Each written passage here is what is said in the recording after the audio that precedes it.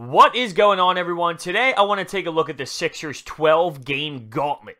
The big stretch. The big stretch that everyone was talking about and saying, this is going to define our season. We got to go up against all these playoff teams, all these squads that are making some noise and have over a 500 record. How are the Sixers going to be able to take on this test? Now, it's different because there was a huge switch in the roster at one point as it got closer to the back end of this bad boy. But you still need to take a look at this and say, we went 7-5.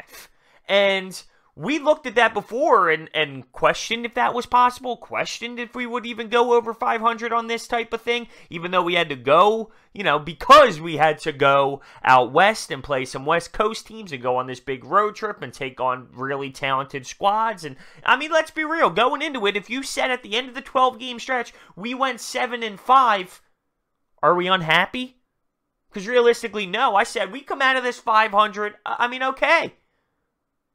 You need to factor in the big trade and all that, but I just want to take a look and see how this 12-game stretch really played out. So the first one, we go up against the Indiana Pacers, and Victor Oladipo was still in play. Obviously, we didn't have our team we do now, but we just handled them. We handled them pretty well. Jimmy Buckets with 27, 8, and 5. Embiid was a monster, and we take care of business. I like the fact that we can go into Indiana, and I know it's a whole different ball game now, so it's really tough to talk about this game like that. But Indiana is a team in the standings-wise that we just match up with really well, and we can dominate pretty easily, in my opinion. Then we had the tough OKC loss at home, and I was interested to see how we would bounce back from that game, because we had a chance. I mean, Jimmy Butler had that huge steal, put us up late. We had a chance. The Wells Fargo Center in that game was absurdly loud, absurdly passionate, and it seemed like we just, gut-wrenching.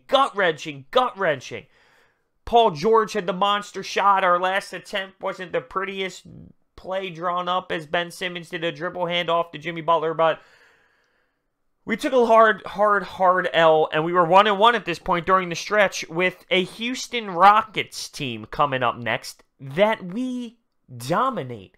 We dominate. James Harden drops 37, and we still win by 20 plus. That was a very solid day at the office, and Landry Shamet actually came up pretty big in that game, hitting 18 points for the fellas. This one was significant to me. 2-1 on the stretch. We play San Antonio. Popovich. Brett Brown versus Popovich. And the way the Sixers end this game, the way they go on a monster run down the stretch, come back late, show some grit, showed some heart, and beat a really well-coached team. That's not easy to do. That's not easy to do.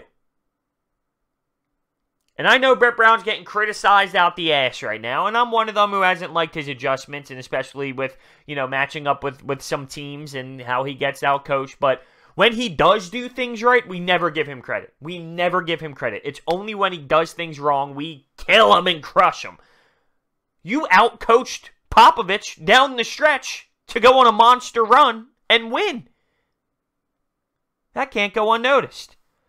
Ben had a triple-double in that game. Joel had 33 and 19, but just the way we closed that game out, I won't forget it. 3-1 on the stretch through 4 games. Then we go and lose to the Nuggets away. No Embiid, no Wilson Chandler, no Jimmy Buckets. At that point, you kind of realize going into this game, are we going to really be able to pull it out? I remember watching it thinking, there's a chance. I think this team might do it. But it's tough. It's tough without Embiid alone. Without Embiid alone, then you're taking out Jimmy Buckets and Wilson Chandler on a team that didn't really have much of a bench. And we were talking about the depth issue throughout that whole entire stretch anyway, and then you take away 3 of your starters. It really was an L that was, just going to happen. Just going to happen. So 7-5 we finish out on. You could look at a game like that, which was essentially a throwaway game to start off with. We take down the Lakers easily, and there you go. I guess it kind of matches out with no LeBron. That team didn't really have much at all going for them at that time. So I guess if you take away the the Nuggets loss and you get thrown the next game a Lakers team without LeBron, it kind of evens itself out. We handle it pretty well there, and then we get an impressive win in Oracle. And I don't know if we all thought that was really going to happen. It's kind of like what you do in football when you see the schedule, like W here, L here, W here, W here, L here. You see that on the schedule and you think, okay, that might be a loss. But the Sixers say, I don't think so, fellas. I don't think so. 26 and 20 boards for Embiid that night. Ben had a monster day with 26, 8, and 6, and that was just a really good game for the Sixers. A great momentum juice. Just great momentum, great juice for the squad, and we respond with the next night losing to Sacramento. But Sacramento was a trap game for me because you're in between a Golden State team, you're in between a Toronto game, and then you throw Sacramento in there. And I'm not knocking Sacramento. That's not against the Kings. But in a Sixers mindset, damn, we got Golden State and Toronto up in the 3-game stretch. You kind of overlook the Sacramento Kings. They came out poor that night after a big win in Oracle. We lose to the Raptors at home. So back-to-back losses. I was at that game. It was a 20-point game the entire time. It got close because Embiid went off in the fourth quarter, but it never felt that way. We just got dominated by the Raptor squad. But that game kind of just got slipped away because Elton Brand made the move, and that's when we acquired Tobias Harris for the next game. And not just Tobias, obviously. We picked up some bench help. We picked up Boban. And that's when it kind of changed direction here for the team. But I still value those games because this was the 12-game stretch against really good teams. And we finish off 7-5. But we still have some games. We have 3 games left with the new team. We take on the Nuggets and we beat them. A little bit of a redemption, if you will, from when we had to go into Denver without our 3 stars. Wow, did I just say Wilson Chandler's a star? I take that back completely. But without 3 starters.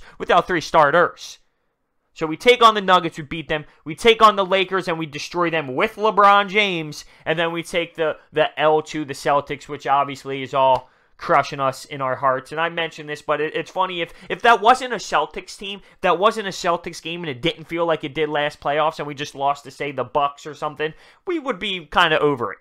Not that I'm essentially over it now, but it's in the back of my mind. But it's just funny how, because it's the Celtics, it was so much more devastating, just understanding the circumstances of what it's all been about. But at the end of the day, I'm still impressed with this team going on a 7-5 stretch during the 12 games. Because that's not easy to do. I know a lot of people aren't going to value it anymore because of how much the team has changed, and I do understand your point. But you still have key guys that were out there. And with Jimmy, JJ, Joel, Ben, TJ, guys who are still on this team playing now, there's still value in those games. There definitely are. You're playing good opponents. Those players don't just lose the fact that they experience those games. This league is all about experience and learning points and all that. It's not like because we made this trade, Ben, Joel, Jimmy, these players just forget those circumstances and what happened in those games. They're not going to forget Paul George and that win against, or that win that OKC had against us at home. Jimmy's not going to forget that. So there's still value in these games. They're not going to forget that San Antonio stretch where we put together an amazing run late and win a ball game against a really well-coached team. You can still take value in those, even though the roster has kind of turned over. 7-5. And I think we all would have taken that before it happened. Now, we take a step back, we relax, we let the All-Star break happen, we let the players do their thing, we watch Ben, we watch Joel, we watch these athletes perform in this big event, they put on the show, that's great. And then we will attack this back stretch of 24 games. And we'll watch the team grow. We'll watch the team grow. We put what happened aside here, and we attack with a different mindset. We attack with, let's build this thing. Let's grow this culture. And Brett Brown's talking about it. He's got a lot to do. He's got some major things to figure out, and I think that's going to be rotations with this bench and how it's going to work and how he's going to implement it, and defense. He's got to affect this defense. He's got to attack the defense and make it more effective. And he knows it. He's got a break to figure things out. It's going to be good. This back end's going to be great. We're over the loss against the Celtics. We're on to this backstretch. We open up with Miami and Portland. I'm kind of ready for it, even though I think the break is good for this team. The stakes are high. They know it. They just need to take a little deep breath, relax, and we'll attack this thing as a unit, as an organization when it's time to come back from break, baby. So let me know what you think down below on this stretch, because I thought it was successful. Even though it doesn't feel that way because of how it ended, and I know it hurts. I mean, it really does hurt. I was up till 3 a.m. I couldn't sleep. But not the end of the world. We still have time to get together here and make adjustments, even though that's Brett Brown's #1 thing that I think he does bad. Well, maybe #2 behind substitution patterns. But let's not get into that. We have some time here to figure it out and gel. Because Brett said after the Celtics game, we've been together for 3 minutes. 3 minutes. But I think the fact that he showed he was going with a long bench and all that, I don't want to get into it. I don't want to get into it. 7-5 in the 12-game stretch. Let me know what you think.